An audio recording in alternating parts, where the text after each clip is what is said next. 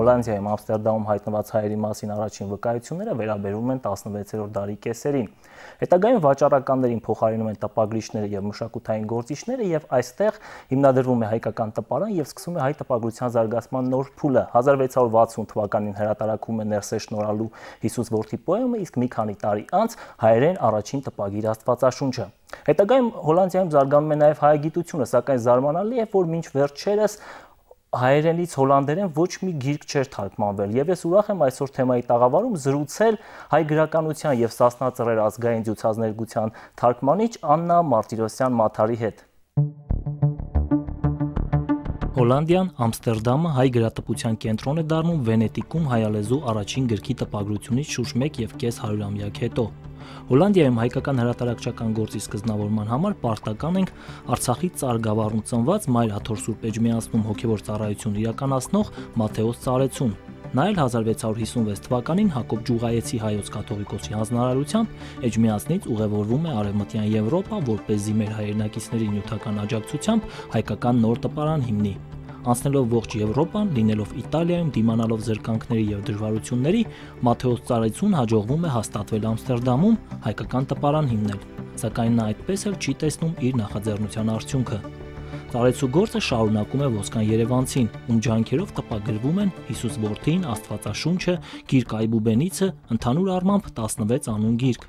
Հետագայում Հոլանդիայում հռչակվեցին տպագրիչներ Մատթեոս, Ղուկաս եւ Թոմաս Վանանդեցիները։ 1695 թվականին Ամստերդամում հրատարակվեցին հայկական առաջին տպագիր քարտեզը, համատարած աշխարհացույցը եւ Մովսես Խորենացու հայոց պատմությունը։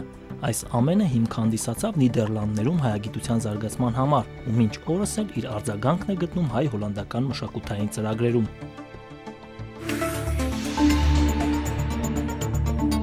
Բարև ձեզ, Աննա։ Բարև ձեզ։ Բարի գալուստ Հայաստան եւ Շողակաթ։ Գիտեմ, որ ամեն տարի Հայաստանում լինում եք, ինչպես ծանոթացաք հայ մշակույթին եւ ինչպես որոշեցիք սովորել հայերեն, թարգմանել հայերեն։ Սկզբից հանդիպեցի իմ ամուսնուս հետ, որ հայ է։ Դա իմ առաջին հանդիպումն էր Հայաստանի հետ եւ հայության հետ։ Բայց սկզբից հայերեն չեմ սովորել, որովհետեւ երեխաները փոքր էին, ժամանակ չունեի, բայց ես թարգմանչուհի եմ, իսպաներեն եմ սովորել սկզբից եւ երկար տարիներ իսպաներենից հոլանդերեն եմ թարգմանել եւ հոլանդերենից իսպաներեն նաեւ։ Ուրեմն միշտ լեզուներով եմ զբաղված եղել եւ որոշեցի հայերենն էլ սովորել։ Իսկ ինչ նմանություններ, ընդհանրություններ կան իսպաներենի եւ հայերենի։ Ասում են լեզվաբանները, որ ինչ որ բաներ կան այդուհանդերձ, չէ՞։ Ոչ, սկզբից շատ դժվար էր հայերենը։ Ճիշտն ասած, մի բան մտածեցի, որ երբեք չեմ սովորի։ Բայց շարունակեցի եւ ի վերջո մի քիչ սովորեցի, մինչեւ հիմա սովորում եմ։ Իսկ գրափարից եք սկսել սովորել ժամանակակից հայերենից, որովհետև դասական հայագետները օտարերկրացի սովորաբար սկսում են գրափար սովորել, հետո, չգիտեմ, նույնիսկ հասցնում են տիրապետել ժամանակակից հայերենին, թե ոչ, դժվար է ասել, հիմնական նույնիսկ չեն էլ տիրապետում, բայց դուք կարծեմ հենց ժամանակակից հայերենից սկսեցիք։ Այո, ճիշտ է, ժամանակակից հայերենից եմ սկսել եւ ծրագրում եմ սովորել նաեւ գրապարը, բայց դեռ չեմ սկսել։ Իսկ ինչպես որոշեցիք այդպես թարգմանել եւ հատկապես ինչու ընտրվեց ժամանակակից գրողի Վայա Արսենի գիրքը, որ այսօր մեր սեղանին արդեն դրված է, ինչու հատկապես հենց ժամանակակից գրականություն, այն էլ պոեզիա։ Պոեզիա թարգմանելը բավական բարդ է, ասենք կարելի է սկսել արձակից գուցե, կամ գուցե սկսել եք արձակից, բայց սա է հրատարակվել։ Այո, հենց այդպես է եղել։ Հոլանդիայում հրատարակչական համակարգը մի քիչ ուրիշ է։ Հոլանդիայում հրատարակիչներն են ֆինանսավորում բոլոր հրատարակությունները եւ դրա համար էլ նրանք են որոշում թե ինչ գրքեր են հրատարակելու։ Եվ ոչ այնքան գեղարվեստական աչքով են նայում, այլ ավելի շուտ առևտրականի աչքով։ Ուրեմն ես սկսեցի թարգմանել տարբեր գրքերից հատվածներ եմ թարգմանել եւ ներկայացրել եմ հրատարակիչներին եւ այդպես ստացվեց, որ նրանք ուրեմն որոշեցին սկզբից հրատարակել հենց Վահե Արսենի բանաստեղծությունները, որ շատ հավանեցին։ Իսկ ինչպես եք ընտրում հատվածները, արդյոք հաշվի առնում եք հոլանդացի ժամանակակից ընթերցողին ինչը կարող է հետաքրքիր լինել։ Ասենք որ սկսեցիք թարգմանել, թեկուզ արձակ ինչ գործեր եք, օրինակ մեր ժամանակակից գրականությունից թարգմանել, որոնք մտածում եք, որ կարող են հրատարակիչներին, հետեւաբար նաև ընթերցողներին հետաքրքիր լինել, այդ գրքերը կարող են հետագայում վաճառվել։ Ինձ թվում է, որ սկզբից մի քիչ ես սխալ եմ ընտրել, որովհետև այնպիսի գործեր էի ընտրել, որ ես էի հավանում, հիմա արդեն մի քիչ հասկանում եմ, թե հրատարակիչները ինչ են ուզում եւ միշտ չէ որ համընկնում է իմ ճաշակը եւ հրատարակիչների ճաշակը։ Իսկ հետաքրքիր է հայ գրականության հետ առնչվելով, թեկուզ ընտանիքի հետ միջավայրում, հայ մշակույթի հետ առնչվելով, դուք ուրիշ աչքով եք նայում հայ գրականությանը եւ ձեր ճաշակը ըստ այդմ է ձևավորվել, թե կրկին դուք դիտում եք հայ գրականությունը, ասենք ձեզ ծանոթ իսպանական բանասիրության կամ իսպանական գրականության, իսպանազգու գրականության համատեքստում, կամ հենց հոլանդացու հայացքով ուղակի։ Դա արդեն բավականին բարդ հարց է։ Թե ես ճիշտ ասած ես նաև ապրել եմ 2.5 տարի Ուրուգվայում եւ կարծում եմ, որ դա իմ աշխարհայացքն էլ մի քիչ փոխել է։ Ուրեմն ես նկատում եմ, որ արդեն հոլանդացու նման չեմ մտածում։ Դրա համար էլ շատ եմ դժվարանում հասկանալ, թե հոլանդացի ընթերցողը ինչ է ուզում կարդալ։ Բայց հիմա շատ եմ նայում նոր հրատարակված գրքերը եւ փորձում եմ հասկանալ, թե հոլանդացին ինչ է կարդում եւ դրանով էլ փնտրում եմ այստեղ հայկական գրականություն, հայկական գրքեր, որպեսզի թարգմանեմ։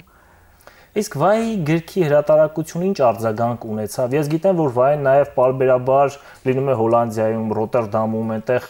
բանաստեղծական փառատոների է մասնակցում, մրցանակներ է ստանում նույնիսկ։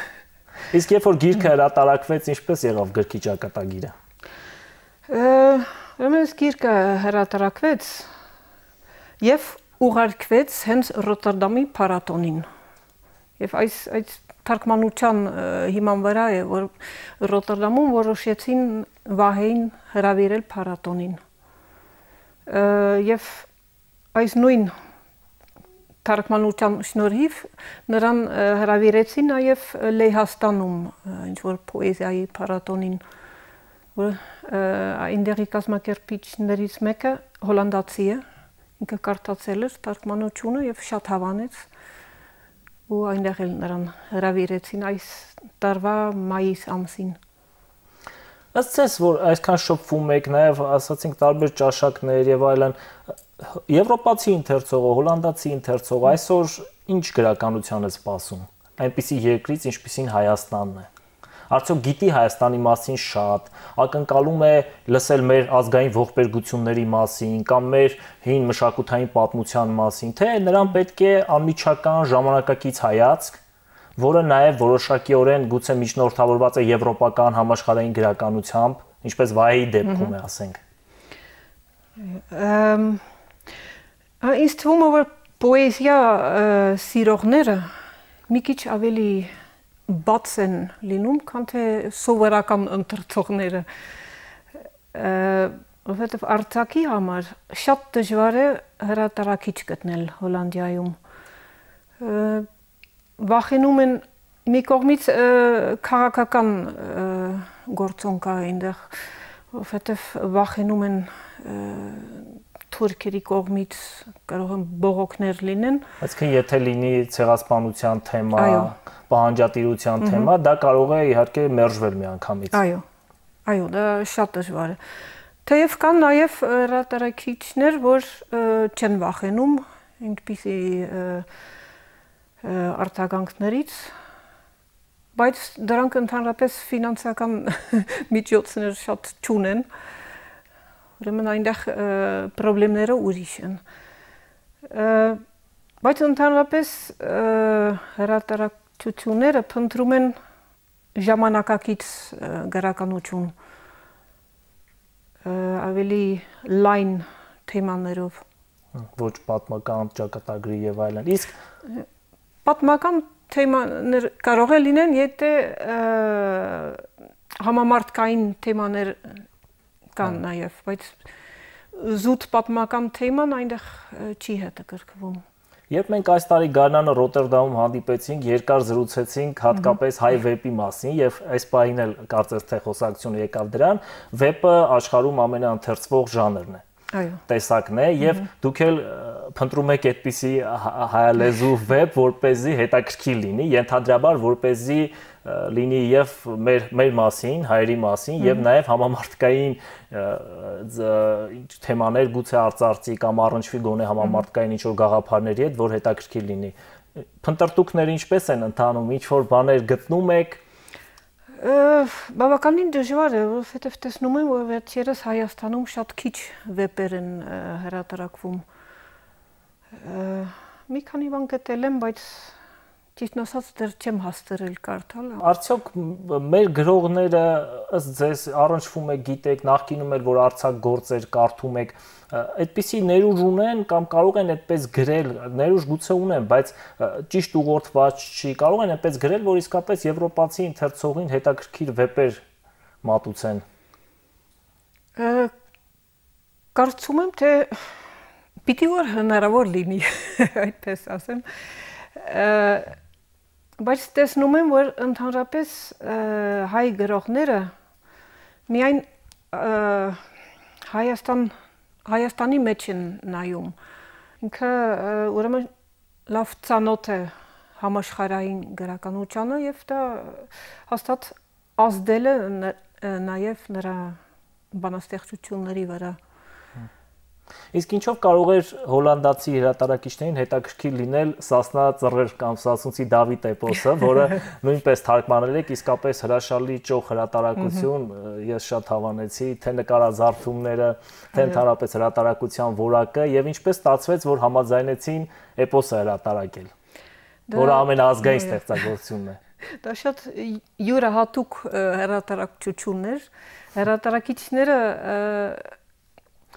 դրանք ընդհանրապես դասական գործեր շատ էին սիրում, արդեն հրատարակել էին հայոց պատմության մասին փոքր գիրք եւ ուրիշ էպոսներ էին հրատարակել արդեն, ուրեմն նրանց հրատարակչական հավաքածուի մեջ շատ լավ էր մտնում է նաև Սասունցի Դավիթը։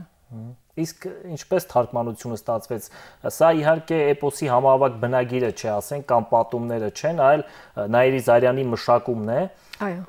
Ինչու հատկապես այդ մշակումը ընտրեցիք եւ աշխատանքը ինչ դժվարությունների հետ էր կապված։ Պետք է որ բավական շատ դժվարություններ լինեին, ինձ թվում է։ Այո, եղել են, բայց ընտրեցի Նաիրի Զարյանի տարբերակը, որովհետև արձակ է։ Եվ ինձ թվում էր, որ ավելի հոլանդացի ընտրողի համար ավելի մատչելի կլինի, քան թե իսկական էպոսը։ Այո, դա այնտեղ բարբառի խնդիր կա, հասկանալու խնդիր կա, բավական դժվարություններ կան պատումները բուն։ Այո, իսկ Նաիրի Զարյանի տարբերակի մեջ էլ որոշ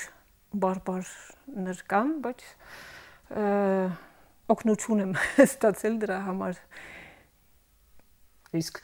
դժվար էր, երկար տևեց աշխատանքը։ Ոչ, ինձ թվում է, որ բավականին արագ եմ թարգմանել, այնքան հավանեցի գործը, որ 2-3 ամսվա ընթացքում թարգմանել եմ գիրքը։ Իսկ ինչ տպավորություն ստացաք։ Միջի այդ էպոսին ծանոթ եք, գիտեիք էպոսը։ Չէ, պիտի խոստովանեմ, որ չէի ճանաչում, բայց կարդացի, ես շատ հավանեցի այս գործը, դրա համար էլ ներկայացրեցի հրատարակիչներին։ Ինչ հատկապես, օրինակ մեր էպոսը իսկապես մեր ազգային էությունը արտահայտում է մեր բնավորության տարեր ազգային, չգիտեմ, պատմական տարեր այնտեղ կանել, չեմ ասում հնագույն առասպելական։ Ճիշտ ասած, ինձ որպես հոլանդուհին առաջին հերթին գրավեց հերոսների կերպարները, այն մարդկայնությունը, որ կա, այն պարզությունը, այն բարի սիրտը որ կա մեջը։ Միամտությունը։ Այո։ Դավթի դեպքում հատկապես։ Այսինքն հայերին բնորոշ է դա այդուհանդերձ։ Կարծում եմ, այո, հուսով եմ։ Նաև այդ ընկալումներ երևի թե այդպես է ընկալել էպոսը, նաև նկարազարդողը, շատ հետաքրքիր յուրօրինակ նկարազարդումներ կան։ Ինչպես ստացվեց այդ աշխատանքը։ Դուք ծանոթ եք նկարչի հետ։ Նկարիչը միշտ աշխատում էր այդ հրատարակչության հետ։ Ուրեմն հրատարակիչներն են խնդրել, որ ինքը նկարազարդումները պատրաստի, եւ ինքը որոշել էր նկարները պատրաստել միայն տեքստի հիման վրա։ Ինքը Հայաստանի մասին ոչ մի բան չգիտեր եւ դիտմամբ էլ ինտերնետով բան չի փնտրել։ Սկզբից նկարել է, հետո նոր Հայաստանի մասին մի քիչ կարդացել է եւ լուսանկարներ են նայել։ Հետաքրքիր է, դա իսկապես զգացվում է, եթե թերթենք կտեսնենք անպայման, որ շատ հետաքրքիր են նկարազարդումները եւ հեքիաթային բնույթ ունեն ավելի։ Էպոսը իհարկե հեքիաթ չէ, բայց այստեղ նկարազարդումները շատ հեքիաթային են, բայց շատ յուրօրինակ են այդ հանդերձ։ Եվ ավելի գուցե հոլանդական են, քան հայկական երևի, դրանով էլ այո, հոլանդացի Դավիթ է ստացվել։ Ոչ թե ասունցի։ Երևի այդպես էլ գուցե պետք է ստացվեր։ Ամեն դեպքում շատ յուրօրինակ ու հետաքրքիր։ Իսկ ինչ ճակատագիր ունեցավ գիրքը ընդհանրապես, այնտեղ ինչ որ արձագանք եղավ, ներկայացվեց կամ Հայաստանում։ Գրքի մասին Հոլանդիայի մեծագույն թերթերից մի քանիսի մեջ լավ հոդվածներ են լույս տեսել, շատ դրական հոդվածներ էին, եւ գիրքը լավ էլ վաճառվում էր, մինչև հրատարակչությունը փակվեց։ Եվ սա եղավ վերջին գիրքը իրեն, թե հրատարակեցին ինչ-որ բան։ Ինձ թվում է վերջին գիրքն էր։ Ցավոք, իհարկե։ Այո, ցավոք։ Բայց պետք է որ իհարկե եվրոպացի եւ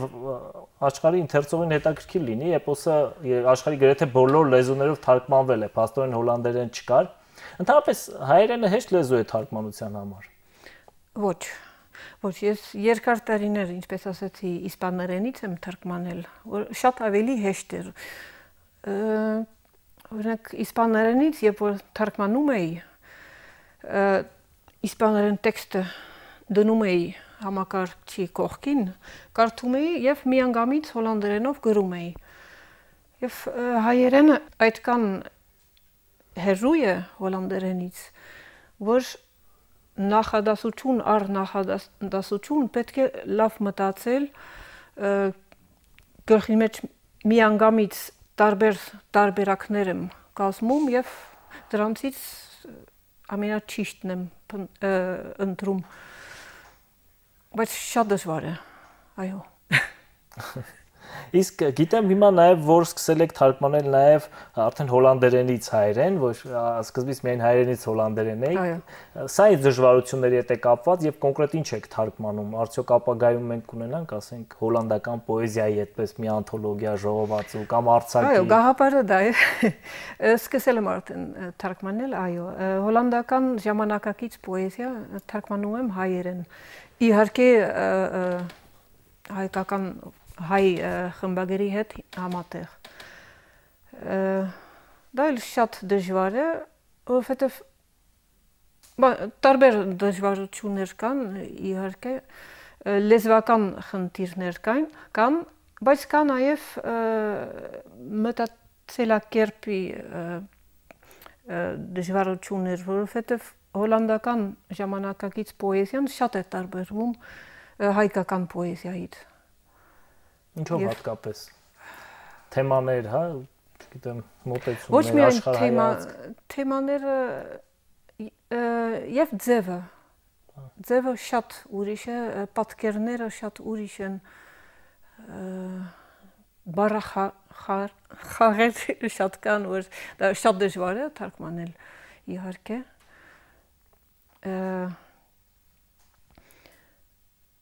Բայց ինձ թվում է ամենադժվարը հենց մտածելակերպն է, մտածողության թարգմանությունը։ Այո։ Աշխարհում, Հոլանդիայում կարդում են այսօր մարդիկ շատ։ Մենք, որովհետև մեզ համար չափանիշ է, որ եթե գիրքը լավն է, ուրեմն, չգիտեմ, կամ չափանիշներից մեկն է, որ շատ ընթերցվի, ասենք։ Մեզ մոտ ասում են, որ շատ քիչ են ընթերցում, գրքերը շատ քիչ են գնվում։ Ձեզ մոտ ինչպես է վիճակը։ Նույն այդ բանաստեղծները, որոնց գործերը թարգմանում եք հայերեն, ընթերցվում են այնտեղ, կամ ինչպես են ճանաչված, ինչպես են ճանաչվում ընդհանրապես։ Մեր ասում են հիմա պոեզիայի ժամանակներ չեն, ընդհանրապես գրականության ժամանակներ չեն։ Այո, Հոլանդիայում նույնն են ասում, բայց լինում է, մինչև հիմա միշտ փառատոներ կան, պոեզիա շատ է գրվում, ընթերցվում է նաև մի ժամանակ եղել է, ասենք թե 2 տարի առաջ մոտավորապես, որ տնտեսական ճգնաժամի պատճառով շատ գրքեր էին վաճառվում։ Ինչու՞։ Ինչու՞, շատ եմ մտածել դրա մասին, կարծում եմ թե դրանից էր, որ մարդիկ մի քիչ վախենում էին մեծ ծախսեր անել, դրա համար տնից դուրս քիչ էին գալիս։ Ուրեմն կինո կամ թատրոն գնալու փոխարեն գիրք էին գնում, գիրք էին կարդում։ Տնտեսական ճգնաժամը լավ բան է։ Ընթերցանության լավ բան է, բայց այս վերջին տարին ցավոք շատ գրախանութներ են փակվում Հոլանդիայում։ Այսինքն միայն Երևանում չի այդպես բարդ վիճակը։ Այնտեղ էլ այդ այո։ Թե էլեկտրոնային գրքերի խնդիր կա երևի, մարդիկ գուցե այդպես են ընթերցում։ Կա, բայց կարծում եմ թե ընթերցողները ընդհանրապես մինչև հիմա թղթե գիրք են նախադասում։ 2012 թվականի հունիսին այս տարի Ամստերդամում համալսարանում բացվեց մեծ ցուցահանդես գրատպության նվիրված եւ գիտեմ դուք էլ անմիջական առնչություն ունեք թե ցուցահանդեսին, թե նախապատրաստմանը, նաեւ աշխատում եք գրատպության մասին մի գրքի թարգմանության վրա։ Ինչ գիրք էր դա եւ մի փոքր խնդրում եմ այդ ցուցահանդեսի մասին էլ խոսենք։ Քանի որ Ամստերդամը տպագրական մեծ կենտրոն է եղել, նաև հայերի համար շատ կարևոր տպագրական կենտրոն է եղել, ուրեմն մշակույթի նախարարությունը ինձ խնդրեց, որ փորձեմ Ամստերդամում կազմակերպել հայկական տպագրության 500-ամյակի հետ կապված ցուցահանդես։ Ամստերդամի համալսարանը ունի բավականին մեծ հավաքածու հայկական հնատիպ գրքերի։ Հենց Ամստերդամում տպագրված գրքերը գերեթե բոլորը կան այնտեղ։ Ու երբ որ սկսեցինք նախապատրաստել այդ ցուցահանդեսը, հավաքեցին բոլոր հայկական հնատիպ գրքերը եւ պարզվեց, որ ավելի շատ ունեին, քան թե մտածում էին։ Պարզվեց, որ ոչ միայն Ամստերդամում տպագրված գրքեր կային, այլ նաև Մադրասում, Կոստանդնուպոլսում, տարբեր տեղերում տպագրված օջախներում, որոնք պահպանվում էին այդտեղ համալսարանում կային։ Այո, որ դրանցից մեծ մասը պատկանել էր հայկական եկեղեցու գրադարանին, բայց Ամստերդամի հայկական եկեղեցին փակվել է 19-րդ դարի ընթացքում, որովհետև հայեր չմնացին այնտեղ Ամստերդամում։ Եկեղեցին փակվեց, վաճառվեց, հետո կաթոլիկ դպրոց ստարկեցին այնտեղ եւ հիմա 20-րդ դարում նորից հայկական համայնք կազմվեց Ամստերդամում, մեծացավ համայնքը եւ այնտեղ ուրեմն հայկական եկեղեցին հիմա նորից հայկական եկեղեցի է դարձել, վերանորոգվում է հիմա եւ շուտով կբացվի նորից։ Բայց ուրեմն այդ հին եկեղեցու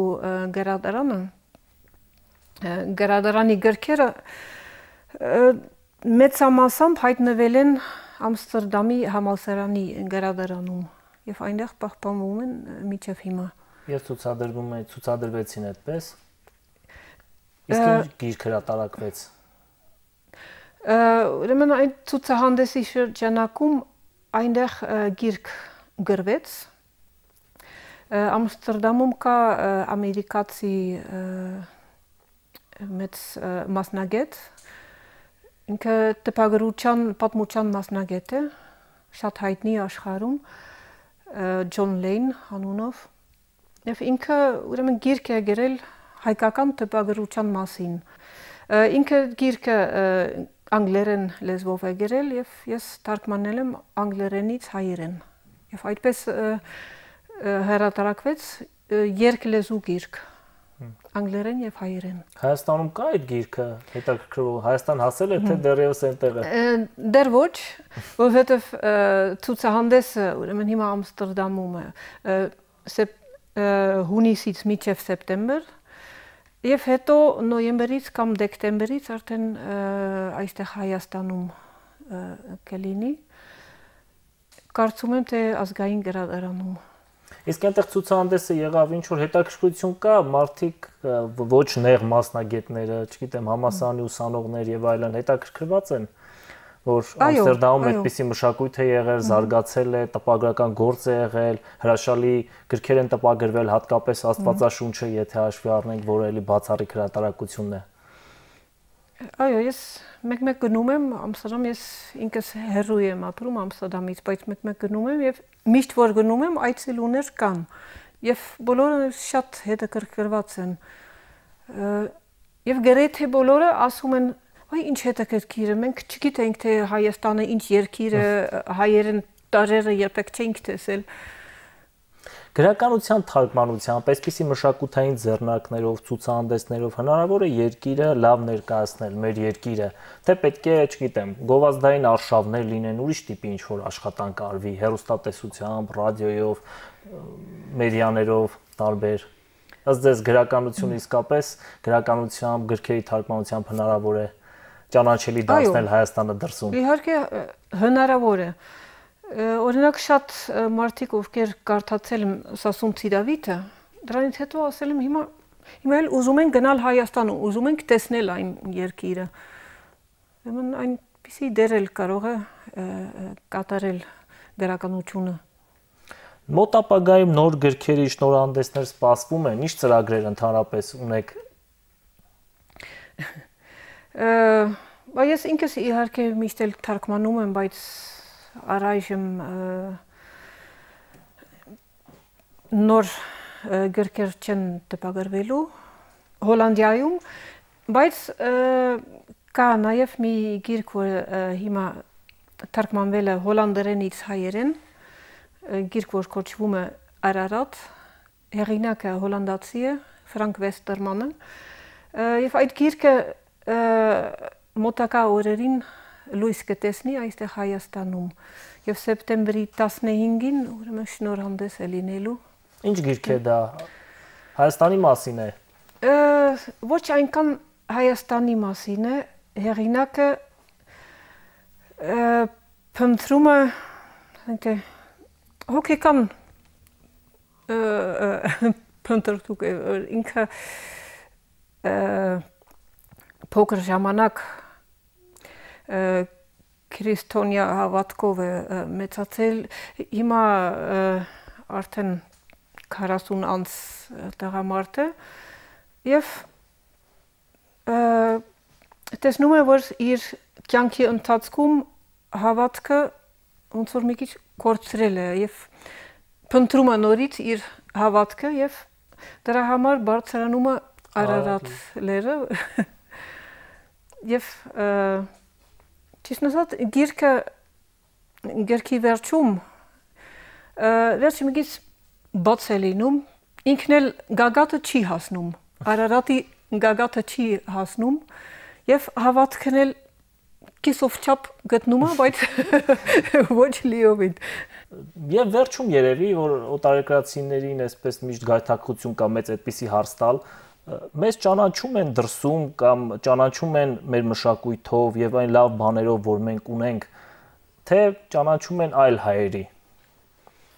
կամ ավելի շատ ճանաչում են այլ հայերի, ասենք, առևտրականների, չգիտեմ, մարդիկ ովքեր գնացել են այնտեղ ապաստան են խնդրում։ Ընդհանրապես շատ քիչ հոլանդացիներ կան, ովքեր նույնիսկ գիտեն, որ Հայաստան կոչված երկիր կա այս աշխարհում, բայց տեսնում եմ, որ վերջերս կարծում եմ, թե հոլանդացիները կամաց ավելի շատ են իմանում Հայաստանի մասին, հուսով եմ ես էլ դրանում մի քիչ օգնել եմ իմ թարգմանություններով եւ այս ցուցահանդեսով։ Ես համոզված եմ, որ այդպես է։ Շնորհակալություն զրույցի համար, բավական տարբեր թեմաների անդրադարձանք։ Հուսանք, որ ամեն ինչ լավ կընթանա, կշարունակեք թարգմանել եւ հոլանդացի հրատարակիչները կհետաքրքրվեն հայ գրականությամբ եւ մեր մշակույթն էլ գոնե այսպես ավելի ճանաչելի կլինի աշխարհում։ Շնորհակալություն։ Շնորհակալություն։ Թարգմանչուհի Աննա Մարտիրոսյան Մատառի հետ զրուցում էինք նրա թարգմանած հրաշալի գրքերի մասին, Վայա Արսենի բանաստեղծական ժողովածուի եւ իհարկե Սասնա Ծռեր ազգային ցուցազներգության հոլանդերեն թարգմանության մասին։ Տեսանք, որ թարգմանությունը իհարկե շատ կարևոր դեր եւ նշանակություն ունի ազգային մշակույթների ճանաչողության գործում, հատկապես դրսում ճանաչողության գործում եւ որքան շատ թարգմանություններ լինեն, որակյալ թարգմանություններ լինեն, ճիշտ ուղղորդված թարգմանություններ լինեն, այնքան մեր մասին ավելի շատ կիմանան դրսում եւ գուցե կճանաչեն այլ հայերի, կճանաչեն այնպիսի հայերի, որ սովորաբար մենք մտածում ենք, որ այդպես էլ մեզ պետք է ճանաչեն, բայց իրականում շատ այլ կերպ են մեզ ճանաչում։ Այսինքն կճանաչեն մշակութային հայի տեսակին, որը ստեղծել է էպոս, ստեղծել է գրականություն, շարունակում է ապրել եւ ստեղծագործել։ Ցտեսություն։